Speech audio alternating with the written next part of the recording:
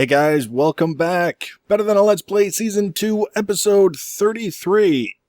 I'm Nigmius, and today we're continuing the transition to yet another new world, our third one this season. Hopefully it's our last one this season, which is not to say that it's just going to be a quick adventure. I've got lots of big plans, and of course it always starts with a facility of some kind. In the last episode we built 5 ellipsoid kind of containers, I guess would be a good way to describe it. We can't really call them buildings because most of them don't have entrances. The middle one does, and right now it's serving as our center of operations, and we've got some chests in there so we can store the various different things that we pick up along the way. And now I'm looking at recreating the beginnings of the Nothing Factory. If you were with us on Mars, you know we put in a fairly substantial amount of time and resources into building a ore processing system that would give us 5 times the ingots as we put in ore blocks. Pretty important when you don't necessarily want to be glued to a mining pick for the rest of your life to have that kind of functionality. So that was one of my goals, was to get that in place. I'm going to do a little bit different this time. One of the nice things about this kind of a setup, starting over and redoing certain things, is you get a chance to learn from some of your mistakes. I'm taking the advice that was given to me in converting a lot of the gases that we were making into liquid form and storing them in tanks, and then we can convert them back into gaseous form as needed to proceed with the ore processing and whatever else we might need it for. So that's one of the things that we need to look at, and that's probably going to be all the goodness we have time for in this episode after we finish building this roof. Now, I noticed as I was kind of zooming around doing this and that this world does have overworld meteors, which might be kind of obnoxious, except they grant meteor ore. They leave basically a chunk of ore and stone on the ground. When you dig it up, you get moonstone, I think is what it is, not meteor ore. And it's useful for some of the things that we'll be working on. So I don't fully resent the meteors, but at the same time, it seems like if we're going to have outdoor machinery, we're going to want to protect it somehow. So we're building a roof, only it's not just... You gotta know by now, I'm not big on just a flat roof, there it is, it's done kind of thing anymore. Whenever possible, I like to try and make it look as interesting as I can. So what we're doing is kind of a curved roof that's swept forward on the bottom side. So you can't really see it too well here. You can get an idea from this vantage point what we're aiming for. We'll do some flybys and some other examples of it at a later date. And then, of course, once that's made, we need a floor. And this is sometimes one of my favorite kinds of time lapses, because we're not really doing a whole lot, but we look very, very busy doing it. So clearing out an area, getting rid of all the dirt, and replacing it with concrete is it's kind of important, because we're going to be spending a lot of time in this area. And I don't like the idea of it looking like we put all of our expensive machines on, just the mud outside. Just drop it anywhere and hopefully it'll still work. So we get it cleared out. Now the concrete I'm using, I should be clear, is the forestry concrete, which is actually not cheap to make. It involves rebar as one of the ingredients, which is iron, and I just...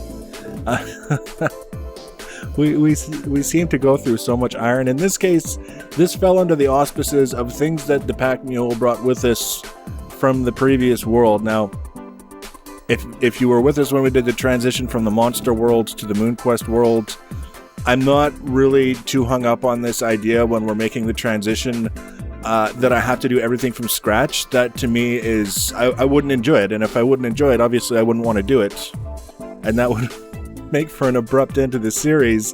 There are certain things that we diligently pursued in a previous world that yielded us certain materials, certain machines, certain, whatever, and I'm not shy about bringing them with us, if you catch my meaning.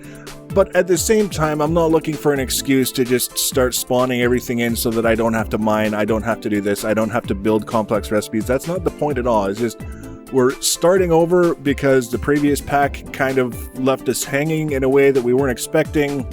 it made sense to move, but it doesn't make sense to start over from the very beginning, so that's kind of where we're at with it.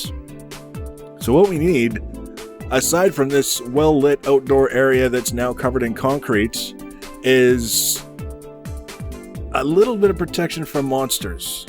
And by that, I mean, you can see we've got the lamps on the floor. These are basically the reincarnation of the Red Power inverted lamps. They're nice cubes. They're basically solid blocks, so you can put them in the floor and walk over them. You don't fall into a pit like you would with a torch.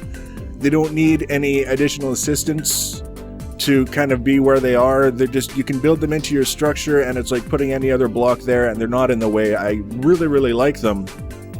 But we need somewhere, at least, where I can safely place fences and keep the monsters that are spawning in the darkness away from the floor from just kind of meandering in. And you can see now they're basically constantly meandering in and across and over and around. And with the exception of the spiders, there's something we need to do about that. But that, again, that's, for another time. Here, we're setting up our salination plant.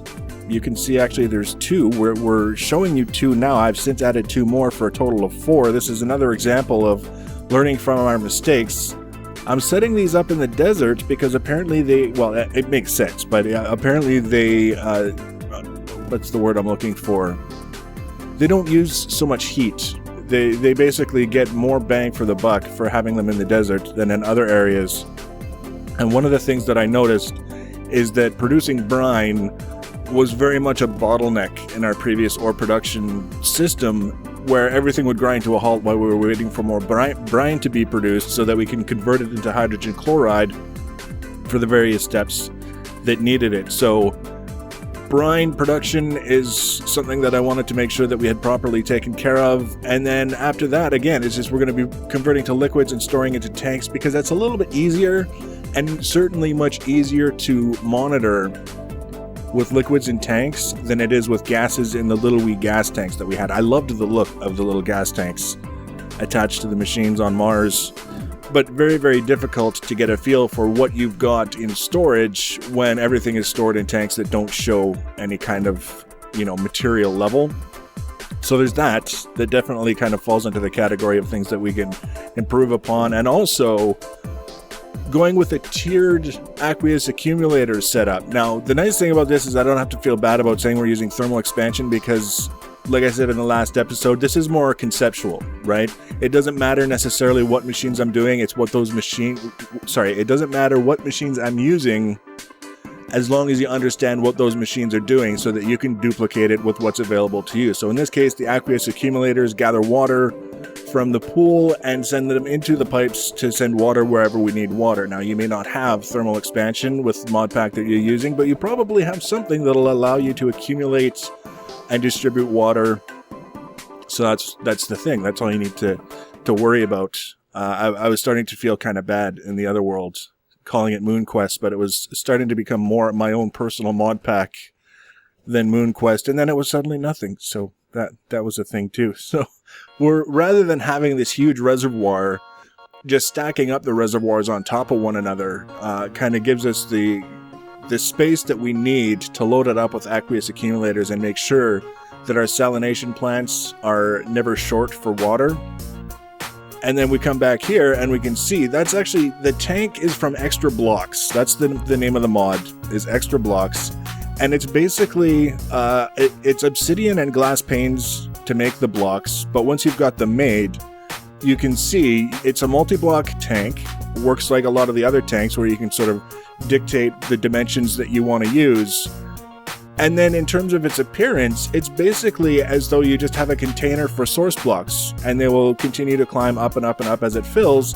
And the only actual image you get for the tank itself is the little black wire frame around the edge. So I really like the looks of it because it's very, very simple, very minimalistic, and gives us at a glance what's going on with our liquid levels for whatever it is we happen to be doing. So you'll notice the water in the back there is green for my aqueous accumulators. That's because I drew it from the pond that's just to the left. It's just off screen to the left. And it's green. You can actually see a little bit of it in the left side of the screen, very middle there. So when I got it in the buckets, it looked blue in the buckets, but it looked green when I poured it into the little mini reservoirs here. And then once the aqueous accumulators get a hold of it and start piping it, it goes blue again. So that's what the big tank is filling up with, is the blue water from the aqueous accumulators that are sitting in the green water. It was just the way it worked out. So then we stack up the machines, the mechanism machines, and once I've got the actual first line of ore processing done, we'll go over the entire system in detail without the time lapse. But for now, we're just trying to get everything in place, get the machines up and running, get the gases split that we need. We also need power. We need energy production. So this time around, what we're going to be using is the hydrogen generators, as many of them as we can muster. We had a lot of them in the MoonQuest world, so we brought them with us here. We've got electrolytic separators, everything that we need. We've got the brine that we can start working on. We've got the water that we can start working on. So we're going to have hydrogen, oxygen, more hydrogen, and chlorine. And then I have to get to mining and find some sulfur, because we're not going to get very far without that. So we're actually making really, really good progress. But it's in one of those situations where we're actually accomplishing a great deal in a very small amount of space relative to what we're actually doing. So it may not seem like much, but by the next episode, we should be back to converting at least one kind of ore into ingots at a very, very favorable rate. So please leave your comments and feedback. If you have any questions or concerns, now's the time to voice them. If you want to be notified when I add the next video, you can subscribe to my channel or follow me with social media. The links are in the information section below the video. Thanks for watching, guys, and take care.